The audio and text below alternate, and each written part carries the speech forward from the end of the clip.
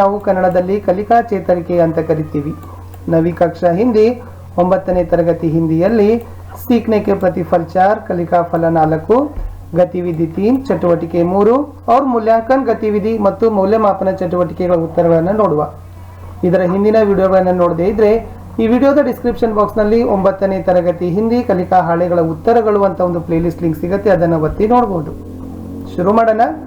ಕಲಿಕಾ ಫಲ 4ರಲ್ಲಿ ಚಟುವಟಿಕೆ 3 ಮತ್ತು ಮೌಲ್ಯಮಾಪನ ಚಟುವಟಿಕೆಯಲ್ಲಿ ಇರತಕ್ಕಂಥ ಪ್ರಶ್ನೆಗಳ ಉತ್ತರಗಳನ್ನು. ತಮಗೆ ಈಗಾಗಲೇ ಕಲಿಕಾ ಫಲ ಬಂದ್ಬಿಟ್ಟು संज्ञा और सर्वनाम का प्रयोग करना सीखेंगे. ನೀವುಗಳು ನಾಮಪದ ಮತ್ತು ಸರ್ವನಾಮಗಳನ್ನು ಏನು ಮಾಡ್ತಾರಪ್ಪ ಅಂದ್ರೆ ಉಪಯೋಗ ಮಾಡೋದನ್ನ ಕಲಿತುಕೊಳ್ತೀರಿ ಅಂತಕ್ಕಂಥದ್ದು ಕಲಿಕಾ ಫಲ ಇತ್ತು. ಗತಿವಿಧಿ 3 ಚಟುವಟಿಕೆ 3 सर्वनाम शब्दों को जानेंगे. ತಾವುಗಳು ಸರ್ವನಾಮ ಪದಗಳನ್ನು ಗುರುತಿಸ್ತೀರಿ, ತಿಳಿದುಕೊಳ್ತೀರಿ. अभ्यास 4.11 कोष्टक में दिए गए उचित सर्वनाम शब्दों से सार्थक वाक्य बनाइए. ಕೋಷ್ಟಕದಲ್ಲಿ ಕೊಟ್ಟಿರತಕ್ಕಂತ ಈ ಸರ್ವನಾಮ ಪದಗಳಿಂದ ಸಾರ್ಥಕವಾಗಿರತಕ್ಕಂತ ಅರ್ಥ ಕೊಡ್ತಕ್ಕಂತ ವಾಕ್ಯವನ್ನಾಗಿ ಮಾಡಿ. ರಹೀಮ್ ಡ್ಯಾಶ್ ಹೇ ಅಂತ ಇದೆ, ಸೊ ಉತ್ತರ ಬಂದ್ಬಿಟ್ಟು ಮೇರಾ ಅಂತಕ್ಕಂಥದ್ದು ರೈಟ್ ಆನ್ಸರ್. ರಹೀಮ್ ಮೇರಾ ಬಾಯಿ ಹೇ. ಡ್ಯಾಶ್ ಕಕ್ಷಾ 9 की छात्रा हूं ಅಂತ ಇದೆ, ಸೊ ಉತ್ತರ ಬಂದ್ಬಿಟ್ಟು ಮೈ ಅಂತಕ್ಕಂಥದ್ದು ಸರಿಯಾದ ಉತ್ತರ. ಮೈ ಕಕ್ಷಾ 9वीं की छात्रा हूं. अध्यापक बहुत अच्छे हैं ಅಂತ ಇದೆ, ಸೊ ರೈಟ್ ಆನ್ಸರ್ ಬಂದ್ಬಿಟ್ಟು ಹಮಾರೆ ಅಂತಕ್ಕಂಥದ್ದು. ಹಮಾರೆ ಅಧ್ಯಾಪक बहुत अच्छे हैं. ಡ್ಯಾಶ್ ಮೈಸೂರು ಜಾ ರಹಾ ಹೈ ಅಂತ ಇದೆ, ಸೊ 4ನೇದು ಬಂದ್ಬಿಟ್ಟು ವಹ, ಸೊ ವಹ ಮೈಸೂರು ಜಾ ರಹಾ ಹೈ. ಕಡೆಗೆ ಹಮಾರಿ ಅಂತ ಉಳಿತು, ಸೊ ಅದು ರೈಟ್ ಆನ್ಸರ್. ಹಮಾರಿ ಮಾ ಕಾ ನಾಮ್ ಸೀತಾ ಹೈ ಅಂತಕ್ಕಂಥದ್ದು ಸರಿಯಾದ ಉತ್ತರ ಇತ್ತು. ಫಸ್ಟ್ ಒನ್ ಮೇರಾ, ಸೆಕೆಂಡ್ ಮೈ, ಥರ್ಡ್ ಹಮಾರೆ, 4 ವಹ, 5th ದಲ್ಲಿ ಹಮಾರಿ. ಸೊ अभ्यास 4.12 ಅಲ್ಲಿ ನೋಡೋದಾದ್ರೆ ನಿಮ್ನಲಿಖಿತ ವಾಕ್ಯೋं में सर्वनाम शब्दों को रेखांकित करके लिखिए. ಇಲ್ಲಿ ಏನು ಮಾಡಬೇಕಾಗಿತ್ತು, ವಾಕ್ಯದಲ್ಲಿ ಸರ್ವನಾಮ ಶಬ್ದಗಳನ್ನ ರೇಖಾಂಕಿತ ಅಂದ್ರೆ ಅಂಡರ್ಲೈನ್ ಮಾಡಬೇಕು, ಆಮೇಲೆ ಅದ್ರ ಮುಂದೆ ಬರಿಬೇಕು. ಸೊ ಮೊದಲ ವಾಕ್ಯದಲ್ಲಿ ಇರ್ತಕ್ಕಂಥದ್ದು ಮೈ, ಎರಡರಲ್ಲಿ ಇರ್ತಕ್ಕಂಥದ್ದು ವಹ, 3ನೇ ವಾಕ್ಯದಲ್ಲಿ ಇರ್ತಕ್ಕಂಥದ್ದು ತುಮ್, 4ರಲ್ಲಿ ಇರ್ತಕ್ಕಂಥದ್ದು ಯಹ, 5ರಲ್ಲಿ ಇರ್ತಕ್ಕಂಥದ್ದು ಹಮಾರಿ. ಈ ಶಬ್ದಗಳನ್ನು ತಾವು ಏನು ಮಾಡಬೇಕಪ್ಪ ಅಂದ್ರೆ ಆ ಮುಂದೆ ಕೊಟ್ಟಿರ್ತಕ್ಕಂಥ ಜಾಗಗಳಲ್ಲಿ ಬರಿಬೇಕಿತ್ತು.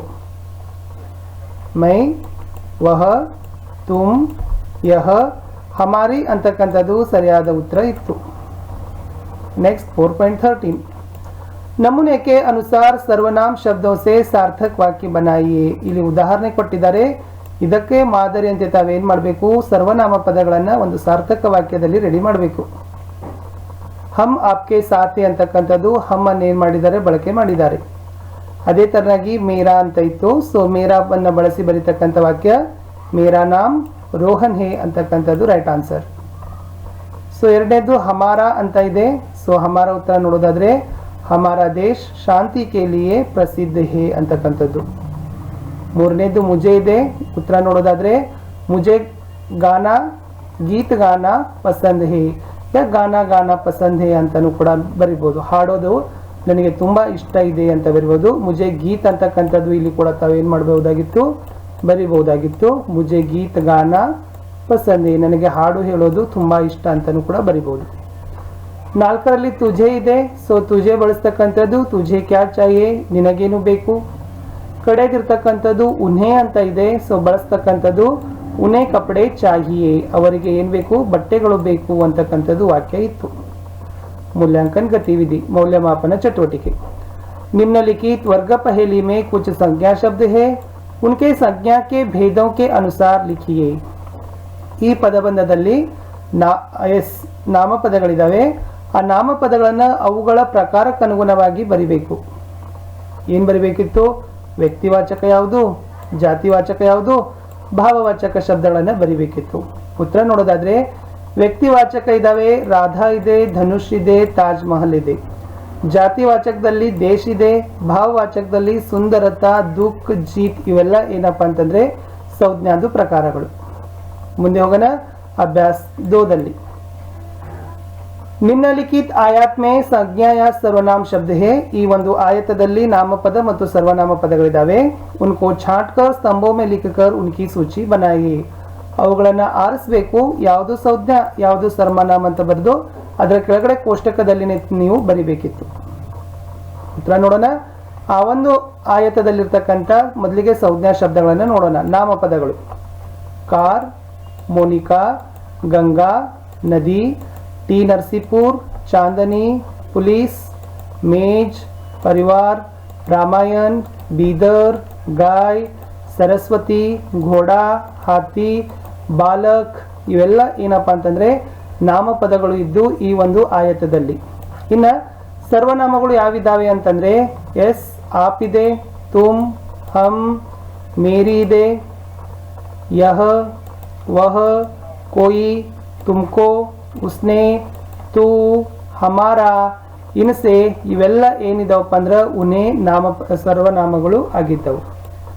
ಸೊ ಇಷ್ಟಿತ್ತು ಈ ಕಲಿಕಾಫಲ 4ರಲ್ಲಿ ಚಟುವಟಿಕೆ 3 ಮತ್ತು ಮೌಲ್ಯಮಾಪನ ಚಟುವಟಿಕೆಯಲ್ಲಿ ಇರ್ತಕ್ಕಂಥ 2 ಅಭ್ಯಾಸಗಳ ಉತ್ತರಗಳನ್ನು. ನಿಮಗೆ ಉತ್ತರಗಳು ಕ್ಲಿಯರ್ ಆದವು ಅಂತ ಅನ್ಕೊಂಡಿದ್ದೀನಿ, ಯಾಕಂದರೆ ತುಂಬ ಸರಳವಾಗಿರ್ತಕ್ಕಂಥ ಪ್ರಶ್ನೆಗಳಿದ್ದವು. ಇಲ್ಲಿಗೆ ಈ ಕಲಿಕಾಫಲ 4 ಮುಗೀತು. ಇನ್ನು ಮುಂದೆ ನಾವೇನು ಮಾಡೋಣ, ಕಲಿಕಾಫಲ 5ರಲ್ಲಿರ್ತಕ್ಕಂಥ ಚಟುವಟಿಕೆಗಳ ಉತ್ತರಗಳನ್ನು ನೋಡಲಿಕ್ಕೆ ಪ್ರಯತ್ನವನ್ನು ಮಾಡೋಣ. ತಮಗೆ ವಿಡಿಯೋ ಇಷ್ಟ ಆಗಿದೆ ಅಂತ ಅನ್ಕೊಂಡಿದ್ದೀನಿ. ವಿಡಿಯೋ ಇಷ್ಟ ಆದರೆ ದಯಮಾಡಿ ಒಂದು ಲೈಕ್ ಇರಲಿ. ನಿಮ್ಮ ಫ್ರೆಂಡ್ಸ್ ಜೊತೆ ನಿಮ್ಮ ಸೋಷಿಯಲ್ ಮೀಡಿಯಾ ಪ್ಲಾಟ್ಫಾರ್ಮ್ಗಳಲ್ಲಿ ಈ ವಿಡಿಯೋ ಲಿಂಕನ್ನು ಶೇರ್ ಮಾಡಲು ಮರೆಯದಿರಿ. ಸೊ ನಮ್ಮದು ಸಮಾಜ ವಿಜ್ಞಾನದಲ್ಲಿ ಕೂಡ ಕಲಿಕಾ ಹಾಳೆಗಳಿಗೆ ಉತ್ತರಗಳನ್ನು ಹಾಕ್ತಾ ಇದ್ದೀವಿ. ಆ ವಿಡಿಯೋಗಳು ಕೂಡ ತುಂಬ ಚೆನ್ನಾಗಿದ್ದಾವೆ, ಅವುಗಳನ್ನು ಸಹಿತ ನೋಡಿ. ಮತ್ತೆ ಹಿಂದಿನ ವಿಡಿಯೋಗಳನ್ನು ಸಹಿತ ನೋಡಿ ಏನು ಮಾಡಬೇಕು, ಪ್ರಶ್ನೋತ್ತರ ವಿಡಿಯೋಗಳು ಸಹಿತ ಇದ್ದಾವೆ, ಅವುಗಳನ್ನು ಸಹಿತ ನೋಡ್ಬೋದು.